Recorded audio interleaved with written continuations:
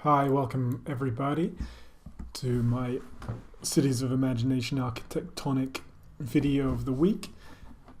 I was reading a book about conceptual artists, and the book was about some artists a few decades ago that basically they started the whole thing off where they got their helpers that worked for them to make the artwork for them rather than they themselves.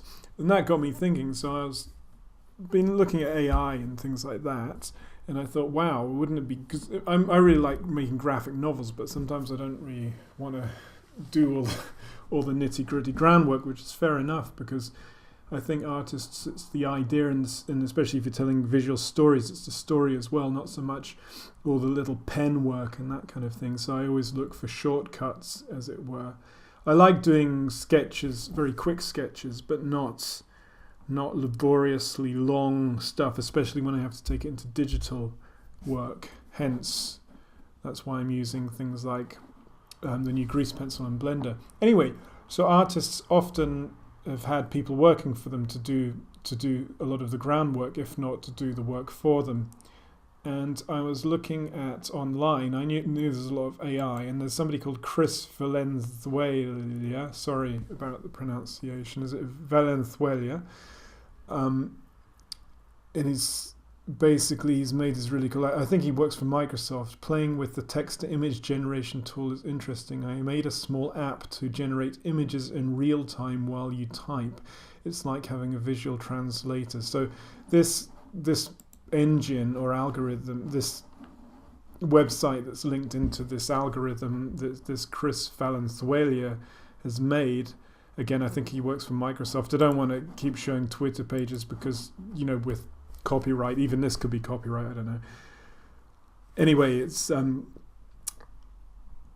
basically it's showing the images that you type, so it's an algorithm, and I guess I'm no rocket scientist, I do art, but I guess you type sky, sometimes it doesn't work properly actually, and the image comes up with sky. That's an image from a previous thing, so I'll write something like skyscrapers. I think it helps if you write something that's more, see, there you go, look, skyscrapers in New York. That should come, New York, that should come up with something, shouldn't it? Okay, skyscrapers in New York. Sometimes if you delete and press that, in downtown. Is there downtown New York? No, it's downtown Manhattan, isn't it? Sorry, New Yorkers. Skyscrapers in London in the evening. So it's going to change the color a bit. Or shall we say in the night time? Oh, that's nice. Night time. Wow. So these images are, I guess it's getting loads and loads of Google images. Did I spell night? Oh, nighttime. Loads of Google images together and then combining it somehow with some sort of visual algorithm. Now the compositions are not great, but as an artist or a designer, this is an amazing thing. Many people will be threatened by this, but you've got to adapt. I always adapt with technology, and I get really annoyed because I'm 42. I'm 43 actually in December, and I get really annoyed with people my age, and they go, "Oh, we can't keep up with the kids." And I teach a lot of workshops with kids, and some kids don't know actually as much as you think. And anyway, that's my opinion. So let's write something else. So we've done skyscrapers. Let's write something like oranges. And as I was saying, keeping up with technology, this isn't a threat to artists. This is a great thing because it can generate composition ideas and color matching and things. Oranges in fruit bowl. There you go. So that's got, so there's some weird, scary, they're not really oranges. They look more like tomatoes, don't they? So I'm pretty sure this is a legit algorithm. It's not just some trick. I think it does bring in loads of images online. If I'm correct me if you know otherwise. Let's write bananas. Well, that doesn't look like, that could be banana trees. Yeah, bananas. There we go. Bananas in a bowl. Yeah. Most of these, practically all of these images look like slightly frightening paintings that you used to get in the late 70s and early 80s in coffee shops and things. I remember them as a kid. They used to be quite scary. Used to be big walls. Well, that's quite interesting. That's like a Russian constructivist painting.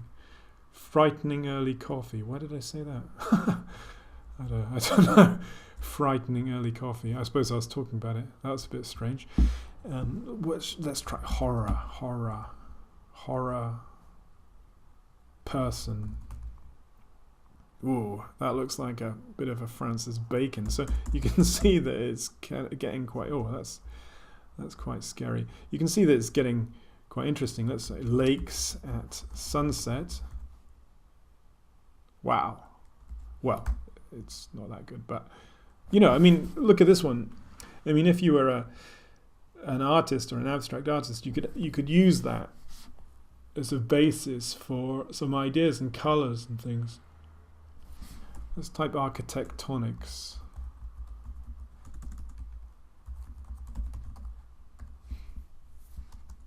Yeah, sometimes you have to sort of delete it to make it delete the word, and then that's a lake, obviously. Sometimes if you delete it all, it goes to what you just wrote. Tectonics. Design. See, it's not playing at the moment. Flying in the sky. Whoops. Flying in the sky. Is that flying in the sky, or is that architectonics? Sometimes it doesn't change automatically. Flying into the sun. Yeah. Icarus. See, that could be an avant-garde abstract painting called Flying into the Sun, Icarus. I'm not demeaning abstract painting, because abstract painting is like music. It's very, very, it's got a lot of rhythm in, and I think these paintings yet to have, these images yet to have that rhythm. And even if they do get advanced, I still think there's some sort of human element that has something that AI doesn't have. Hopefully. Anyway, so that's an interesting one. So you can check it out it's t2i.cvalenzuelab, and he's called Chris Valenzuela, I think. And it does say in one of the presentations somebody's done, well, that's really scary, that now they're saying it can help artists and designers. So it's a bit like when Garry Kasparov wrote a book about life and chess. I forgot what it's called. I think it's Life Imitates Chess, or Chess Imitates Life.